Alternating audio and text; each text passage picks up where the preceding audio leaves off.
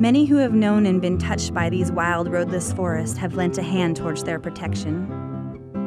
One is Dick Slagle, a retired pharmacist and lifelong resident of the town of Republic. Dick was stationed in the White Mountain Fire Lookout before serving his country in World War II and going on to raise a family.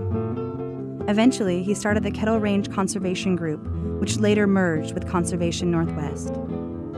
In the 70s, I began to realize that this nice country here that I've always appreciated, why it was not going to stay that way unless there was some protection for it. A wilderness was the only option to protect this country. The Colville National Forest is home to the same rich wildlife as was here a century ago. Outside of Alaska, there is no other place left in the United States where grizzly bears, wolves, wolverines, and caribou still live together, traveling freely. Lower elevation wildlands, so vital for wildlife, are rare in the Northwest.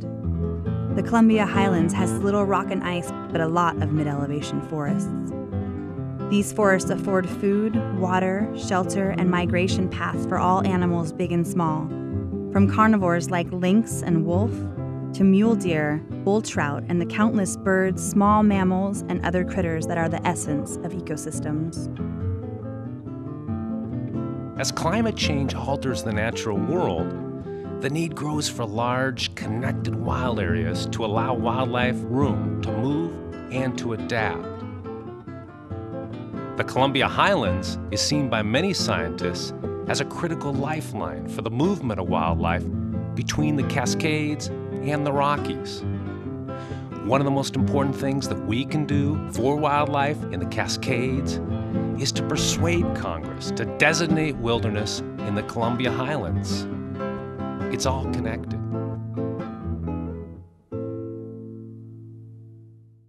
There are trails in the Columbia Highlands where you can walk for many miles and many days and never see a soul, where the quiet and solitude is palpable. This is the wilderness that people like Ferry County resident Steve Anthus cherish most of all. There aren't a lot of places in eastern Washington where you can be on a trail, look north and see the snow-covered Canadian Rockies, look over to the west and see the Cascade Mountains, look over to the east and see the Selkirk Mountains. That is incredible. There's so few wild places left, and the Kettle River Range is one of them. Washington State is known for conserving our best and most beautiful lands as parks and wilderness. Yet today, less than 1% of all designated wilderness in Washington is found in the Columbia Highlands.